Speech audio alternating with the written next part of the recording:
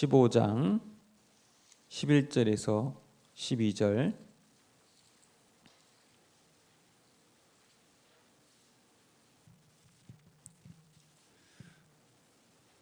누가복음 15장 11절에서 12절 말씀 우리 한 목소리로 같이 보겠습니다. 또 이르시되 어떤 사람에게 두 아들이 있는데 그 둘째가 아버지에게 말하되 아버지여 재산 중에서 내게 돌아올 분깃을 내게 주소서 하는지라. 아버지가 그 살림을 각각 나누어 주었더니. 아멘.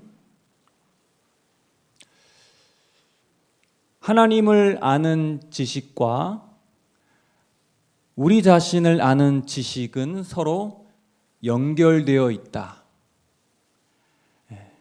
기독교 강요를 쓴 이 칼빈이 한 말인데요. 어려운 말 같지만 여러분 매우 간단합니다. 하나님을 알수록 우리 자신을 알아가게 되고, 여러분 자신을 알아갈수록 우리를 창조하시는 하나님을 알아간다는 이야기입니다. 따라서 우리는 성경을 읽을 때요, 두 가지 질문을 늘 던지면서 성경을 보셔야 합니다. 첫 번째는 뭘까요? 오늘 본문에서 하나님은 어떤 분이신가? 한번 자막을 좀 보여줄래요? 오늘 본문에서 하나님은 어때요? 어떤 분이신가? 이 질문을 던져야 우리가 하나님을 알 수 있다는 것입니다. 칼빈 얘기가 나와가지고 칼뱅이 한 재밌는 말이 있습니다. 그는 이렇게 말해요. 하나님은 때로 말을 더듬거리신다. 이게 무슨 말일까요? 아니, 전능하신 하나님, 능력의 하나님이 왜 말을 더듬으실까? 여러분, 자녀를 키울 때, 어린 자녀에게 말을 가르칠 때 어떻게 합니까? 그 아이의 말투의 수준에 맞추어서 때로는 더듬거리면서 아이의 말투로 언어를 가르치지요. 하나님의 전지전능하심을 믿지 못한다는 것이 아니라 하나님이 인간의 언어를 가지고 우리에게 다가오셨다는 것입니다. 때로는 더듬거리시며 우리에게 사랑을 표현하신 것, 그것이 표현된 곳이 어디인가? 바로 하나님의 말씀, 성경이라는 거예요.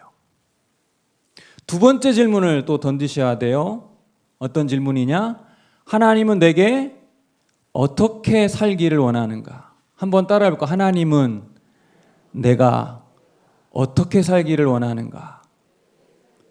이것을 어떻게 해야 한다는 거예요? 성경 읽을 때 질문을 던져야 한다는 것이죠.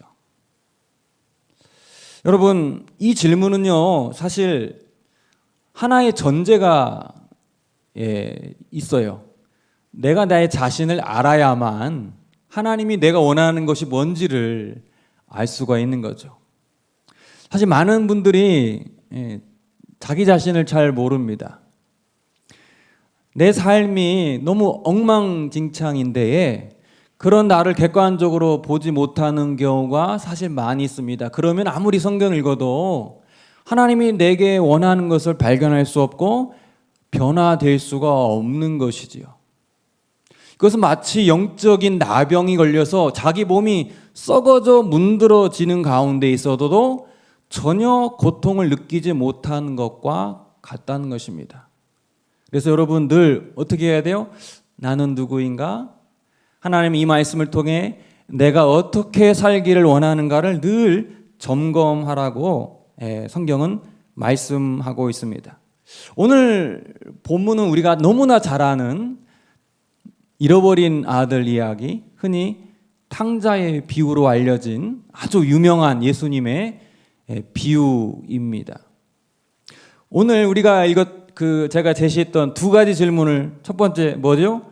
하나님이 어떤 분이신가? 오늘 본문에 나타난 하나님은 어떤 분이신가를 질문하시고, 두 번째, 하나님은 내가 어떻게 살기를 원하시는가? 오늘 본문을 통해서 이것을 늘 머릿속에 오늘 이 시간 가지면서 말씀을 들으면 좋을 것 같아요. 먼저 본문에 들어가기 전에 한 가지 얘기를 드리겠습니다. 제가 우리 향기쌤도 맡고 있지만 우리 동네 연구소에서 하는 그 2.1 그 독서라는 프로그램을 하고 있어요. 여러분 중에서도 하시는 분들이 있을 것 같은데요. 여러분 제가 광고를 하려고 하는 것은 아니고 21 독서라는 거는 우리가 책 한 권을 21일 동안 읽는 거예요. 어떤 분은 책을 막 빨리 읽은 분도 있지만 어떤 분은 또 책을 바쁠 때는 못 읽다 보니까 하루에 10쪽씩 정해가지고 대략 책이 한 200쪽에서 300쪽 되잖아요. 그러면은 매일 자기가 읽은 분량 중에 한 문장을 이 단톡방에 올리는 거예요. 협력 읽기라고 할 수 있는데, 근데 이 일 독서뿐만 아니라 제가 이제 읽다 보니까 이제 뭔가 머리에 들어가면은 뭔가 좀 또 이것을 좀 풀어내야 하잖아요. 그래서 글을 써야겠다 생각하고 이.일 글쓰기를 하고 있습니다. 근데 이.일 독서도 이.일 글쓰기도 우리 교인만 있는 게 아니라 또 광양에 있는 분만 아니라 그 저기 수도권에 있는 분들도 우리 온라인으로 참여를 해요. 왜 이 말씀 드리냐면 제가 며칠 전에 이 탕자의 이야기로 글을 하나 썼습니다. 근데 글을 쓰면은 그 글을 읽는 분이 격려를 해주는 말이 있어요. 코멘트를 달아준다고 하죠. 그래서 제가 탕자 이야기를 가지고 하나님의 과감한 배팅이라는 제목으로 글을 썼어요. 좀 재미있지 않나요? 뭐라 하나님의 과감한 배팅. 배팅이라는 것은 뭐 좀 또 막 도박을 할 때 좀 표현이 그런데 뭐 과감하게 올인한다고 하잖아요. 근데 그 수원에 사시는 50대 중반의 남자분이 제 글을 읽고 이런 댓글을 달아주셨습니다. 이분은 참고로 신앙이 기독교인이 아니고 천주교인이세요. 이분이 한번 보여주실래요? 이렇게 탕자 이야기는 아직도 저에게 이해가 안 되는 대목입니다. 큰아들보다 둘째 아들을 편애하는 아버지의 모습으로밖에 저에게 안 보입니다. 저랑 같이 글쓰기를 하고 있는 이 땡땡님이 이런 댓글을 저에게 달아주셨습니다. 이제 한번 저를 보세요. 이분은 탕자의 이야기에 나온 그 아버지를 어떤 아버지로 이해했습니까? 둘째 아들을 편애하는 아버지로 이해를 했죠. 그분 생각에는 아무리 생각을 해도 아버지의 모습은 둘째 아들을 지나치게 사랑하는 모습으로 보여진다는 것입니다. 여러분 한번 생각을 해보세요. 어느 날 여러분 자녀가 여러분이 시퍼렇게 살아있는데 어머니, 아버지, 제가 저기 중국에 가서 사업을 좀 하려고 하는데 어차피 어머니 돌아가시면은 저 유산 줄 거잖아요. 예, 아파트 주실 거잖아요. 그 미리 좀 당겨가지고 저한테 주시면 안 되겠습니까? 라고 만약 여러분의 자녀가 얘기를 한다면 어떻게 하겠습니까? 자식 이기는 부모 없다고, 아니 뭐 아들이 뭐 사업한다고 하는데 줘야지 하는 분 혹시 있나요? 손 한번 들어보세요. 예, 예, 아주 그래요. 자식 이기는 부모가 있습니다. 그렇죠. 그럼 저 혼자서 들었네요. 내리고 그러면은 뭔 소리요? 절대 안 되지. 난 안 준다. 난 안 준다. 안 준다. 손 안 드는 분이 문제예요. 그때 다른 분.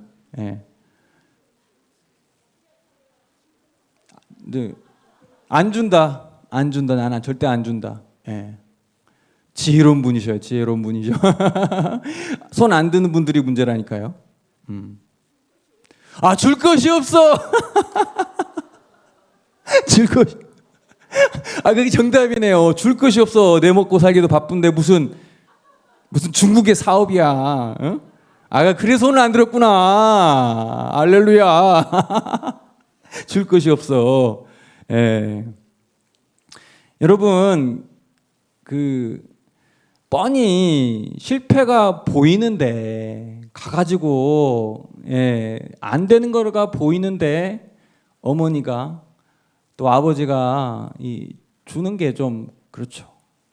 그건 누가 봐도 자식을 망치는 것으로밖에 볼 수가 없는 것입니다. 잘못 키우는 거죠. 그래서 어떻게 돼요? 우리가 잘 아는 것처럼 많은 재산을 갖고 집을 나간 이 아들이 허랑방탕하게, 사업은 무슨 허랑방탕하게 살다가 재산을 다 탕진하고 돈이 너무나 없으니까 그 돼지 치는 알바를 하다가 버티다 못해 아이고 죽겠다 하면서 집으로 돌아왔다는 이야기가 그리 탕자의 이야기의 주된 내용이죠. 여러분, 아버지 입장에서는 그래도 귀한 아들이 돌아오니까 아이고 그래 다행이다. 그래도 너무 반가웠고 속으로 이게 그래도 아들이 살아온 거잖아요. 너무 좋았습니다. 하지만 그 다음 아버지 행동이 좀 상식적이지가 않은 거예요. 여러분, 이 둘째 아들이 잘한 게 있어요, 없어요? 잘한 것은 눈꼽만큼도 없는데 마치 뭐 대단한 일을 한 사람처럼 어떻게 합니까? 옷을 새로 바꿔 입히고 또 손에 이 반지를 새로 이 금가락지를 끼우고 거기다가 어떻게 합니까? 살찐 송아지를 잡아서 동네 잔치를 벌이게 된 것입니다. 조용하게 그냥 받아주면 되는데 내 아들이 살아왔어요. 송아지를 잡는다는 거는 잔치 벌인다는 거잖아요. 아니 이게 뭐 잘난 게 있다고. 아니 어떻게 이 아버지는 이런 일을 할 수 있을까? 이것을 뻔히 큰아들이 볼 텐데 큰아들이 보면 이것을 보면 어떻게 생각할까? 도무지 이해할 수 없는 아버지의 모습입니다. 그래서 저의 글에 댓글을 단 그 수원 사시는 이땡땡님께서 나는 도저히 이 하나님을 이해가 못하겠다는 거예요. 전에도 한번 얘기를 드렸는데 제 그 어머니 얘기를 하나 할게요. 제가 공부를 마치고 한국에 돌아왔어요. 뭐 돈을 이제 거의 다 쓰고 왔죠. 그러니까 차가 필요한데 차가 없으니까 어머니가 불러가지고 양 목사, 내가 새 차를 사줄 돈은 없고 중고차 사줄 테니까 한 500만 원만 줄게. 그런 거예요.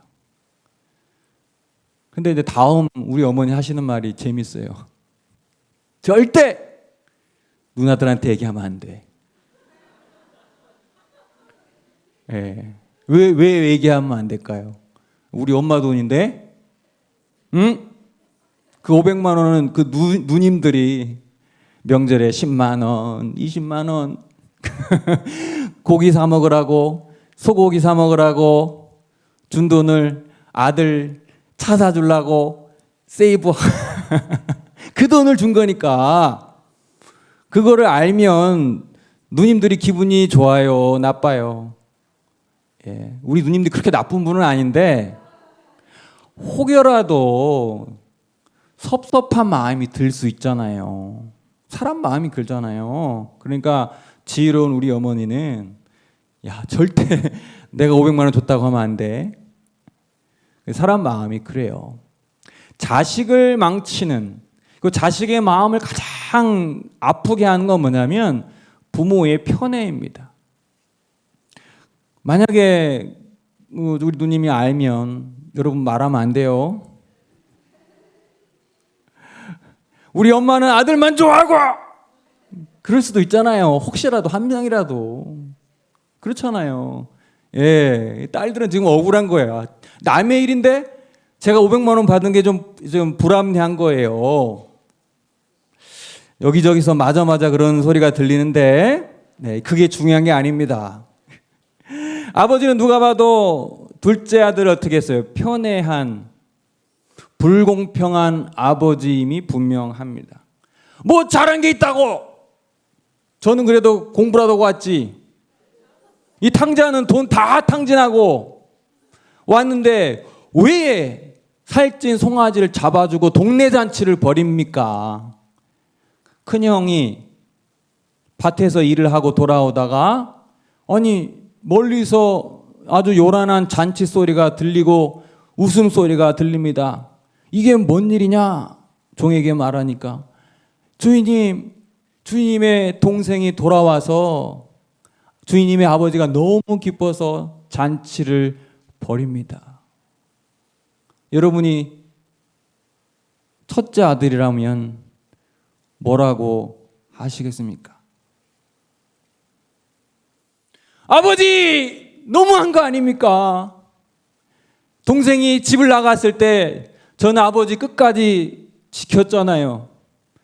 밭일도 게을리하지 않고 아버지 일 도왔잖아요. 아버지 나를 위해서 살찐 송아지는 아니더라도 염소 새끼 한 마리라도 주신 적이 있습니까? 이건 아니잖아요. 성질이 나죠. 이게 비정상적입니까? 지극히 상식적인 거 아닐까요? 우리 하나님은, 아버지로 비유되는 하나님은 왜 이렇게 공평하지 않을까요? 왜 이렇게 집 나간 둘째만 좋아하는 것일까요? 사실은 유산을 달라고 했을 때 단칼에 거절해야죠. 설사 가가지고 다 탕진하고 돌아왔을 때 아버지 마음은 기쁘겠지만 그래도 큰아들 생각하면 그렇게 하면 안 되죠. 여러분, 이것이 상식적이지 않나요? 근데 이 물러터진 아버지는 둘째 아들의 무례한 요구도 들어주고 탕진하고 집에 거짓골로 돌아왔을 때 아무 일 없는다듯이 받아줄 뿐만 아니라 소문내면서 잔치를 벌이는 이 아버지가 도대체 어떻게 우리 하나님 아버지의 모습일 수 있을까? 난감하지요. 또 다른 얘기를 하나 하겠습니다. 여자분들이 잘 아실 텐데 여자분들의 속옷 중에 그 기능성 속옷 중에 스팽스라는 그 메이커 혹시 아세요? 갑자기 양 목사가 왜 속옷 얘기를 하나 싶겠는데, 이 스팽스라는 여성 그 보정 속옷이 있다고 해요. 근데 이것을 창업해가지고 이 속옷 장사를 해가지고 아주 억만장자가 된 사람이 미국에 사라 블레이클리라는 여성이 있습니다. 근데 인터뷰를 했어요. 이 블레이클리한테 당신 어떻게 이런 사업을 해가지고 큰 성공을 거둘 수 있었습니까? 저희 아버지 때문이에요. 우리 아버지는 주말에 가족들이 식사할 때 꼭 저에게 이런 질문을 던지셨습니다. 블레이클리, 이번 주에 너 무슨 실패를 했니? 예, 아빠, 마트에 자전거를 타고 가다가 자전거가 넘어졌어요. 이번 주에 피아노 진도를 나가는데 너무 어려워서 잘 안 돼요. 아버지가 말합니다. 블레이클리, 너무 잘했어. 너가 이번 주에도 뭔가를 도전하고 뭔가를 시도했구나. 잘했어. 여러분, 우리는 이렇게 자녀들에게 얘기를 해요. 실패하면 안 돼. 제 딸이 수학에서 한 문제 틀렸습니다. 정신 바짝 차려. 네가 문제 아는 문제잖아. 100점을 맞았어요? 방심하지 마. 교만하면 또 틀려. 나도 모르게, 우리도 모르게 아이들에게 실패하면 안 된다는 그런 성공 지상주의를 막 심어주는 거예요. 그럼 한 번만 실패해도 사실 별거 아닌데, 사실 수학 문제 한 문제 더 맞고 틀리고가 뭐 인생에서 뭐 이렇게 대단합니까? 하지만 우리는 아이들에게 계속해서 성공의 경험을 심어주려고 하지, 실패를 통해서 그것을 통해 배우고 그것을 극복하는 훈련이 되어 있지 않습니다. 사실 우리도 그렇게 교육을 받아왔습니다. 근데 이 블래클리의 아버지는 너무 지혜롭게도 작은 실패를 이 아이들에게 경험하게 한 거예요. 실패해도 괜찮아. 네가 뭔가를 한 거니까 실패를 한 거야. 아무것도 안 하는 게 문제지. 성공하지 못한 게 문제가 아니라 너가 시도하지 않고 모험하지 않은 게 문제야.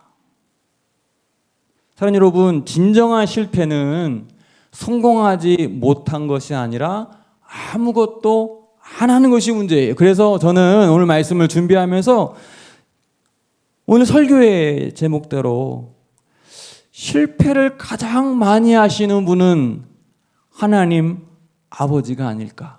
아니, 정확히 말씀드리면은 하나님은 실패를 두려워하지 않는 분이다.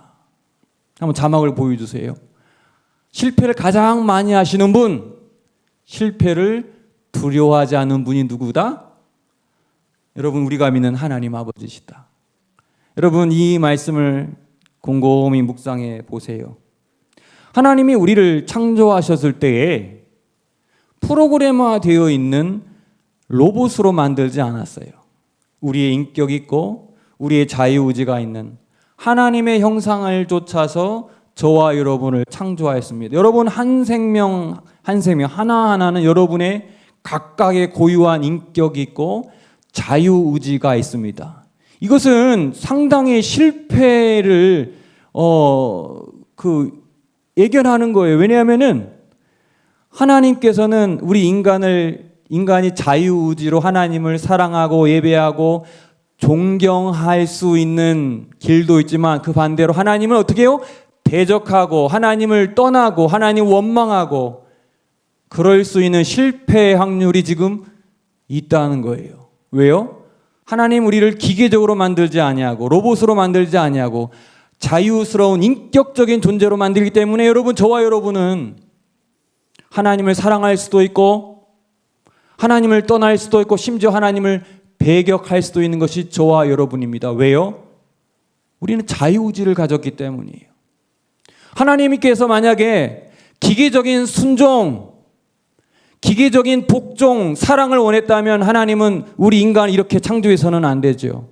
저와 여러분 얼마나 우리 하나님을 실망하게 만들고 하나님의 그 창조를 실패하게끔 합니까? 여러분 그렇지 않나요? 하나님 우리에게 기계적인 순종이 아니라 자발적인 우리 마음 깊이 우러나는 사랑을 받고 싶은 것이지 어쩔 수 없이 해야 하는 강제적인 순종과 사랑을 원하지 않는 것입니다. 그래서 하나님은 실패할 수밖에 없어요. 그러나 그 실패를 두려워하지 않은 분이 바로 하나님 아버지시라는 것입니다. 탕자의 비유에 나온 아버지 역시 둘째 아들과 그런 인격적인 사랑을 나누고 싶었던 거예요. 아버지의 강압적인 분위기 속에서 저 멀리 있는 세상을 그리워하면서도 아버지 때문에 집에 머물면서 살아가는 것이 아니라 이 품을 떠나서 한번 아버지 없이 한번 밖에서 살아보고 정말 아버지 품이 정말 좋은 거구나. 아버지 집에 거한 것이 얼마나 행복한 거구나. 이것을 깨닫게 하기 위하여서 실패를 감안하고 둘째 아들을 보낸 거예요. 전 재산을 다 탕진해도 이 아버지는 아무 조건 없이 집에 돌아오기만 한다면 이것은 손해보는 장사가 아니기 때문입니다. 하나님은 잠깐 실패할 수 있지만 우리 인생 전체를 걸쳐서는 결코 실패하지 않으신 분이기 때문이죠. 이 둘째 아들은 분명한 이제 확신이 생겼을 거예요. 우리 아버지는 나를 조건적으로 사랑하는 게 아니구나. 내가 뭔 짓을 해도 내가 아버지 품에 돌아와 용서를 구하면 용서해 주시는 분이구나. 과거에는 어쩔 수 없는 순종이었다면 지금은 마음에 우러나는 하나님을 향한, 아버지를 향한 자발적인 사랑과 충성으로 이어지게 되는 것입니다. 이제 두 번째 질문을 한번 해보겠습니다. 오늘 본문을 통해서 뭐예요? 하나님은 저와 여러분이 어떻게 살기를 원하시는가? 이 질문에는 어떤 질문이 들어있는가? 나는 어떤 존재인가를 알아야죠. 나는 누구인가? 현재 내 상태는 어떤가? 오늘 탕자 이야기에서 집을 나간 둘째 아들로, 우리가 탕자가 둘째 아들로 생각하지만 또 다른 탕자가 있다는 것은 우리는 잘 알죠. 누구입니까? 바로 큰아들이 또 다른 탕자였습니다. 후반부를 우리가 읽어가면은 이 형의 모습을 통해 그가 왜 탕자인지를 우리는 알게 되는 것입니다. 그가 머물렀던 아버지의 집은 그가 원했던 것이 아니었던 거예요. 동생은 박차고 떠났지만 장자로서 의무감 때문에 집에 있었던 거예요. 저는 이것이 그렇게 나쁘다고 생각은 하지 않습니다. 왜냐하면 의무적으로 하는 효도 효입니다. 그렇지 않나요? 의무적으로 하는 것도 효긴 효예요. 그런데 하나님께서는 그거보다는 자발적인 사랑을 원하셨던 거예요. 그래서 이 큰아들이 집에 머물면서 열심히 봉사하고 아버지를 섬겼지만 마음 가운데 뭐가 없어요?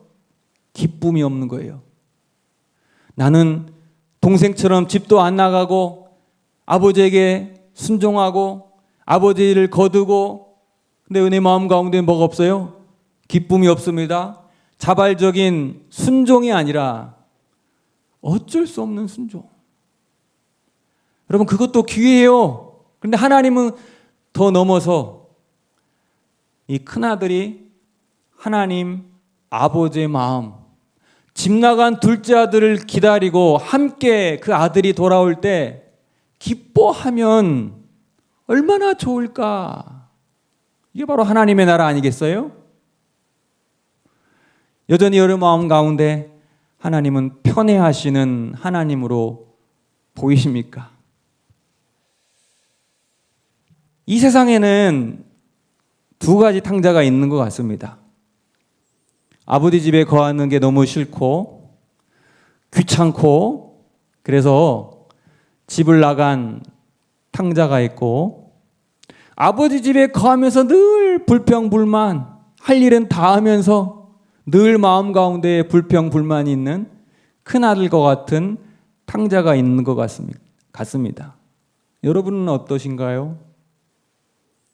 집을 나간 탕자이십니까? 아니면 아버지 집에 거하면서 일은 일대로 하고 동생이 돌아올 때 하나님, 제가 지금까지 교회를 수십 년 섬겼는데 나에게는 살찐 송아지는커녕 염소 새끼 한 마리나 안 주시고 저 새 가족은 왜 이렇게 좋아하십니까? 왜 이렇게 복을 주십니까? 여러분, 자녀들 다 키워보셨죠? 자녀들 몇 명 키우는데 여러분 힘이 들어요, 안 들어요? 어때요? 힘들죠. 한참 클 때는 우리 아들들은 참 사고를 많이 칩니다. 속상하게 해요. 속이 문드러집니다. 자식 몇 명 키우는 것도 그러할진데 온 세상을 다스리시고 이 지구 위에 70억의 인구의 사람들을 양육하고 키우시는 하나님의 마음은 어떨까? 푸틴을 보면서 우리 하나님 마음이 어떨까? 죽어가고 있는 우크라이나 사람들의 마음을 보면 어떨까? 속이 문드러지는 거예요. 여러분, 하나님의 마음이 좀 공감이 되십니까? 하나님은 한 명도 잃고 싶지 않습니다. 하나님은 집 나간 탕자도 집에 있는 아들도 한 명도 잃고 싶지 않으니까 하나님은 속이 문드러지고 늘 실패할 수밖에 없고, 그럼에도 실패를 두려워하지 않으시고 우리를 믿어두시는 하나님이십니다. 여러분, 이 하나님 너무 좋지 않나요? 이 하나님을 향해 어찌 우리가 예배하지 않을 수 있고 어찌 주님을 향하여 찬양하지 않을 수 있겠습니까? 오늘 말씀 기억하면서 우리 함께 찬양하기를 원합니다.